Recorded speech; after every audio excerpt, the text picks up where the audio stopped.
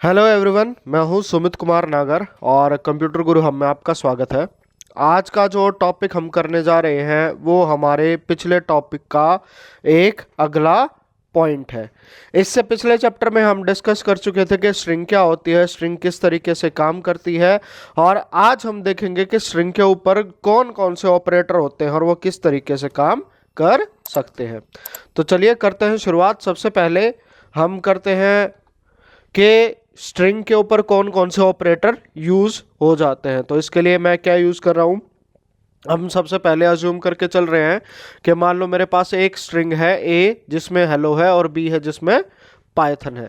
तो जो सबसे पहला ऑपरेटर आता है इसके अंदर, इसको आप एडिशन ऑपरेटर के नाम से जानते हो अगर मैं नंबर के ऊपर काम करता हूं।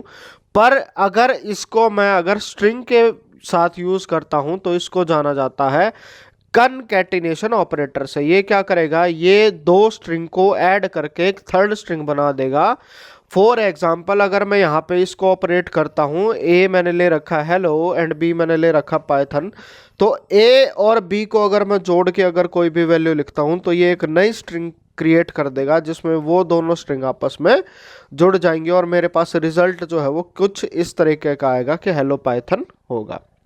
फिर दूसरा जो ऑपरेटर आता है वो होता है मल्टीप्लिकेशन ऑपरेटर, और जिसको अगर मैं नंबर के साथ करूंगा तो मल्टीप्लिकेशन हो जाएगा, बट अगर मैं इसको स्ट्रिंग के साथ यूज करूंगा तो ये हो जाएगा हमारा रिपीटिशन ऑपरेटर। रिपीटिशन ऑपरेटर क्या करेगा, अगर मैं मान लो जैसे लिखता हूं ए स्टार 2, तो ये जो ए वाली स्ट्रिंग है उसको दो बार रिपीट करके एक नई स्ट्रिंग जो है वो बना देगा। अगर यहाँ पे 3 लिख देता तो ये 3 बार जो है लो लिख देता। फिर आता है slice operator. Slice gives the character from the given index. जो इंडेक्स था इसके बारे में मैंने आपको कल की क्लास में बताया था कि हर एक स्ट्रिंग का जो इंडिविजुअल कैरेक्टर होता है उसका एक नंबर होता है जिसको इंडेक्स कहते हैं, और उसके थ्रू हम क्या कर सकते हैं, उसको पर्टिकुलर कैरेक्टर को एक्सेस कर सकते हैं। अब मान लो जैसे हेलो के ऊपर ही अगर मैं A1 प्रिंट कराता हूं तो 0 और 1, तो यहाँ पे वैल्यू क्या दे देगा, ई दे देगा। फिर उसके ऊपर उसके बाद जो नया ऑपरेटर आता है वो आता है रेंज स्लाइस का। रेंज स्लाइस क्या करेगा, जो भी मैं नंबर यहाँ से स्टार्टिंग इंडेक्स और उसके बाद जो एंड इंडेक्स होगा उनके बीच के अंदर जितने भी नंबर आएंगे वो सारे मेरे को चीज़ें दे देगा। ये वाली चीज़ भी मैंने आपको कल के लेक्चर में क्लियर करवा दी थी। तो जैसे मैंने यहाँ पे लिखा है A1 to 4, तो इसके बीच में आ जाएगा 1 2 एंड 3, तो यहाँ पे 0 1 2 एंड 3, तो मेरे पास क्या आउटपुट आएगी 1 2 3, ये वाली ELL मेरे पास आउटपुट आ जाएगी। फिर इससे पहले मैं आपको मेंबरशिप ऑपरेटर पहले करा चुका हूं, इन और नॉट इन। ये भी मैंने आपको पहले से ही जब रेंज फंक्शन के बारे में बताया था तो उस वाली क्लास में मैंने इसके साथ आपको ये डिस्कस किया था कि मेंबरशिप ऑपरेटर क्या करता है, ये चेक करता है अगर कोई भी एलिमेंट जिसको मैं सर्च कर रहा हूँ वो गिवन सीक्वेंस में होता है या गिवन सेट में होता है तो ये ट्रू दे देता है, और नॉट इन क्या है, अगर नहीं होता तो ट्रू देता है।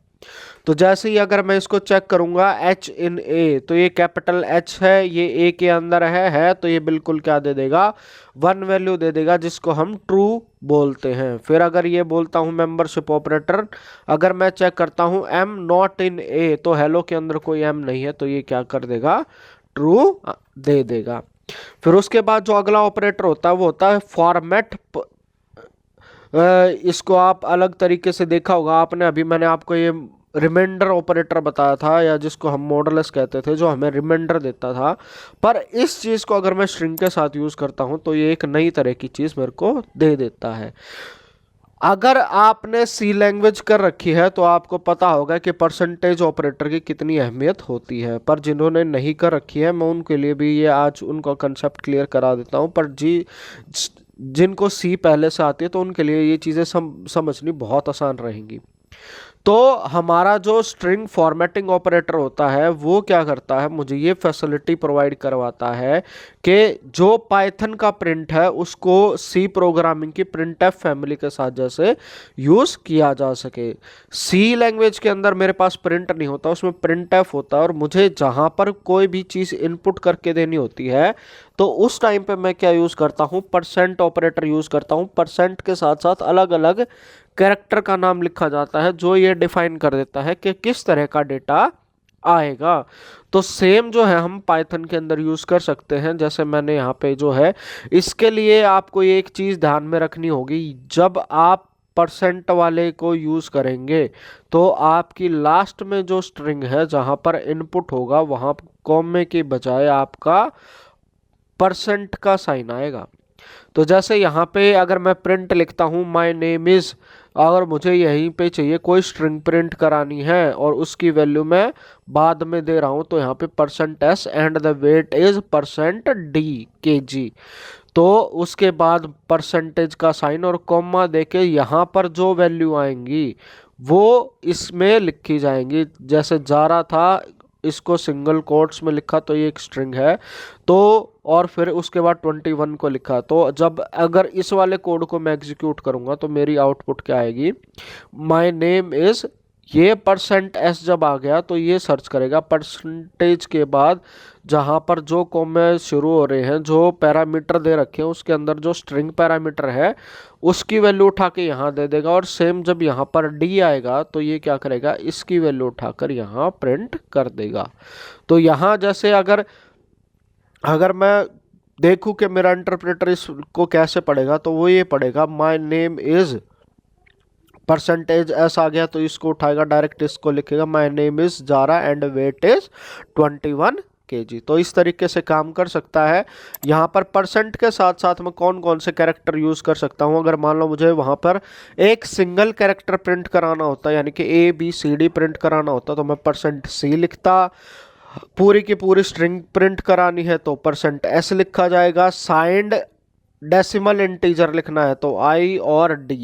साइंड का मतलब होता है जिसके सामने प्लस या माइनस वाली चीज़ें हो जाएंगी। अगर अनसाइंड डेसिमल इंटीजर होता है जिसके अंदर माइनस नहीं होता है तो U आ जाता है। O आ जाता ऑक्टल इंटीजर के लिए, ऑक्टल के बारे में हम पढ़ चुके हैं।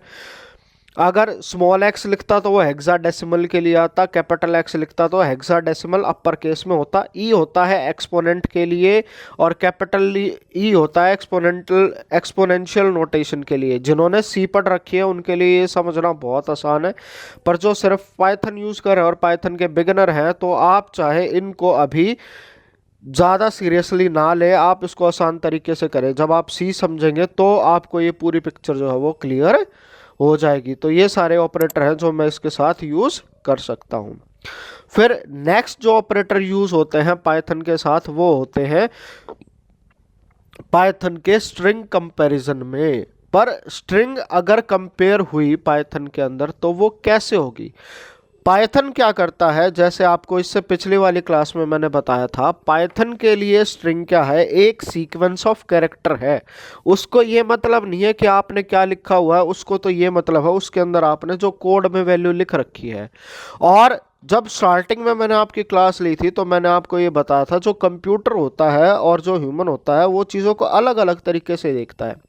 कंप्यूटर के लिए तो सारी चीज़ें एक नंबर हैं, और नंबर वो किस वाली चीज़ में लिखे हुए हैं, वो या अस्काई कोड में लिखे हुए हैं या यूनिकोड में लिखे हुए हैं। प्रिंट जो पाइथन है वो यूनिकोड वैल्यू को सपोर्ट करता है, तो उसके लिए जो भी अगर मैं कैरेक्टर लिखता हूँ तो उसके लिए या कुछ भी लिखता हूँ, कोई सिंबल लिखता हूँ, कोई नंबर लिखता हूँ, तो उसको उससे कोई मतलब नहीं है। उसको ये पता है कि यूनिकोड में इसकी वैल्यू ये है, तो वो सिर्फ उसका यूनिकोड को लेके चलते हैं। उसको नहीं पता कि उसके अंदर क्या लिखा हुआ है, और ये हर जगह पे यूज होता है।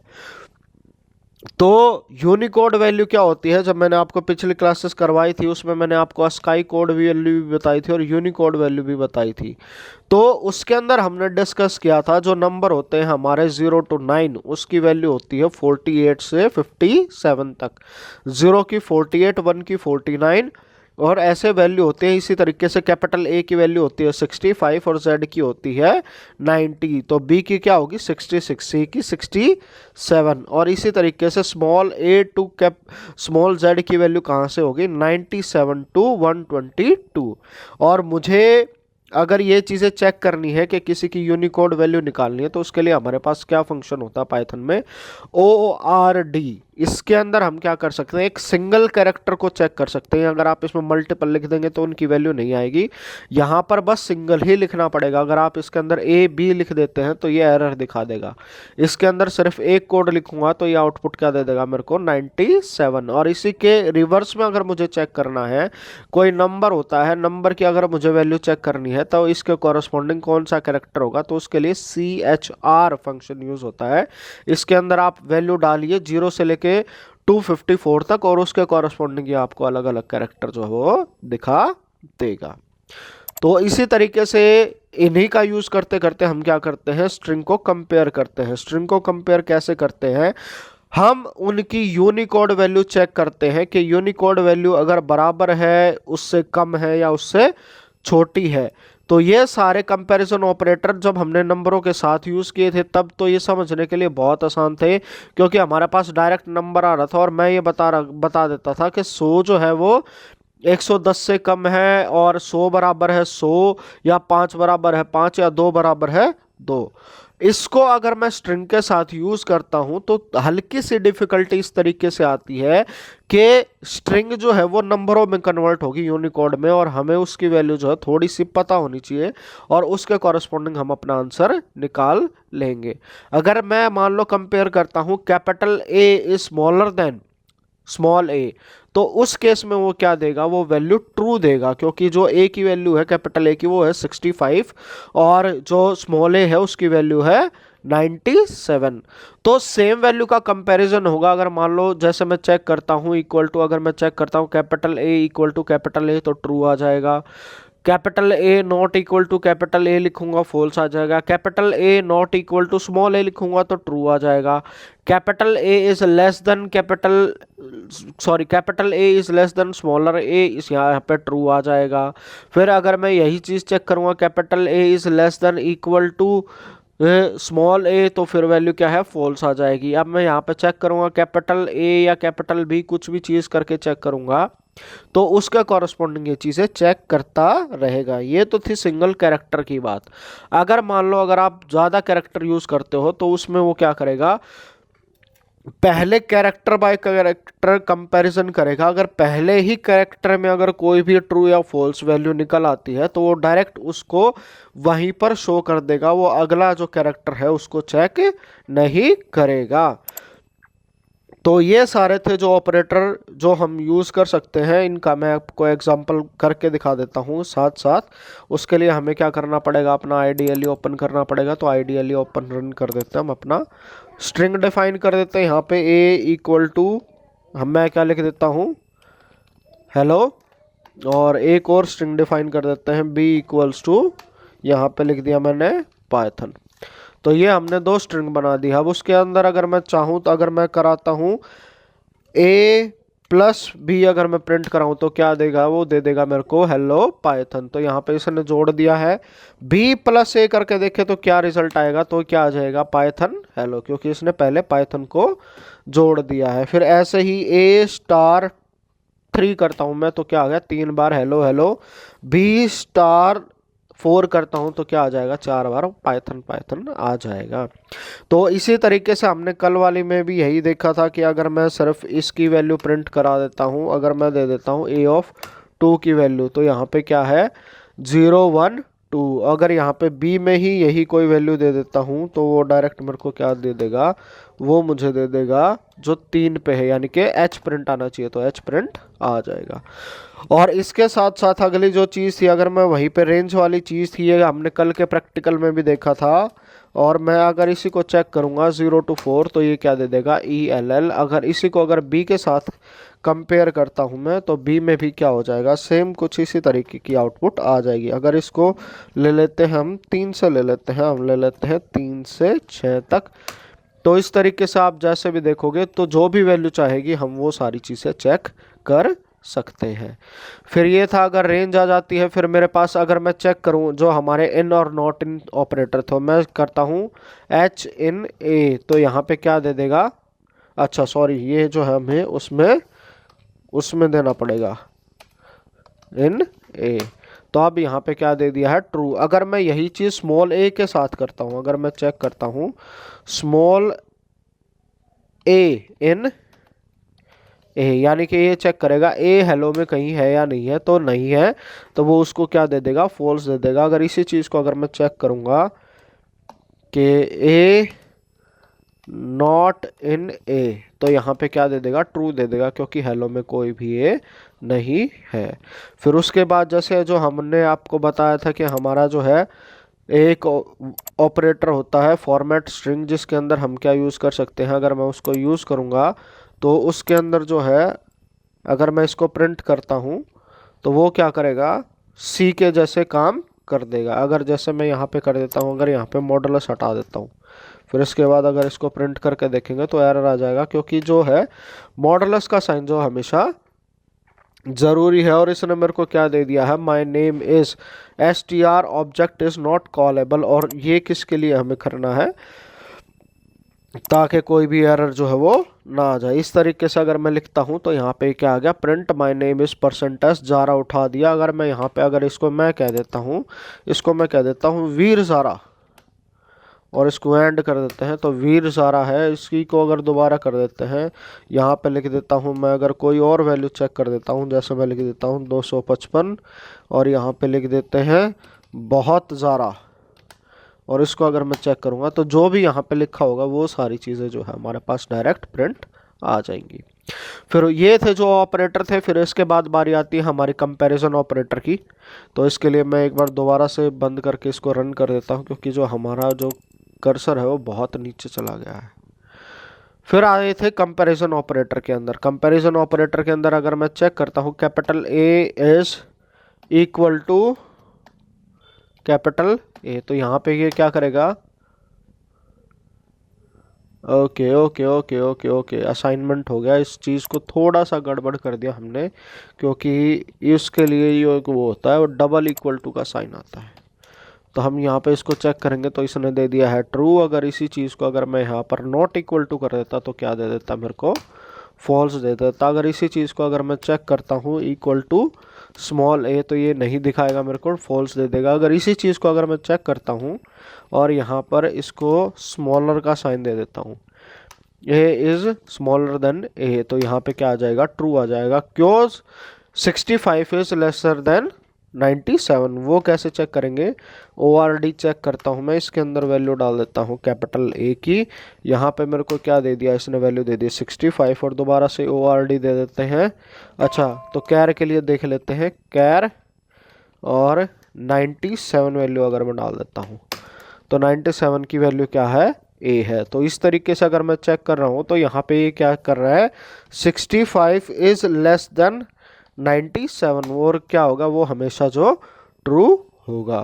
तो इसी केस के लिए अगर मैं मान लो अगर कोई ऐसा केस कर देते हैं, यहाँ पे स्ट्रिंग ले लेता हूँ, कैपिटल ए और बी ले लेता हूँ, उसको मैं अगर चेक करता हूँ इज़ लेस देन, यहाँ पर क्या कर देते हैं, ए कर देते हैं, तो ये क्या दे देगा, यहाँ पर ट्रू दे देगा, क्योंकि जो ए है वो 97 है और यहाँ पे 65 है। तो पहला ही केस क्या हो जाएगा, वो ट्रू की कंडीशन आ जाएगी, तो ये डायरेक्ट क्या कर देगा, उसको ट्रू प्रिंट कर देगा, वो यहाँ पर नहीं जाएगा। अगर इसी चीज़ को अगर मैं इस तरीके से देखता हूँ, मैं यहाँ पे लिख देता हूँ ABC और फिर इक्वल टू चेक करता हूँ ABC,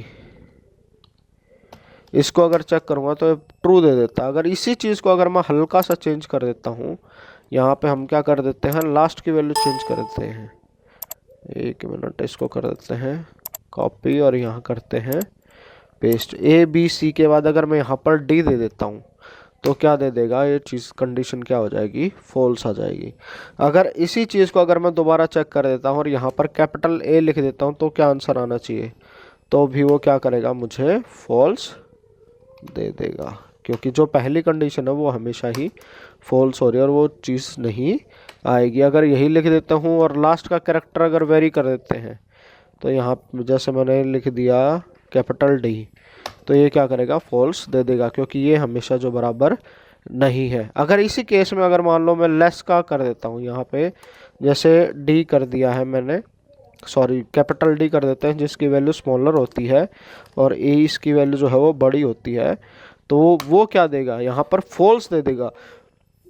क्योंकि ए इक्वल है बी इक्वल है सी का और इसका कंपैरिजन होगा तो हमेशा क्या हो जाएगा, तो ये वाली वैल्यू है, ये वाली वैल्यू बड़ी हो जाएगी और ये वाली छोटी हो जाएगी, तो इसलिए हमेशा ये क्या कर देगा, फॉल्स कर देगा। और इसी तरीके से अगर मैं चेक करता हूँ कि मान लो जॉन इक्वल्स टू, और यहाँ क्या लिख देता हूँ, जॉन स्मॉल में लिख देता हूँ, तो ये क्या करेगा, ये हमेशा यही चेक करेगा कि ये वाली चीज़ जो है इससे हमेशा क्या आ जाएगा, वो चाहे किसी भी एंड पे हो तो ये क्या करेगा, इसको कैरेक्टर बाय कैरेक्टर के कंपैरिजन करता चला जाएगा।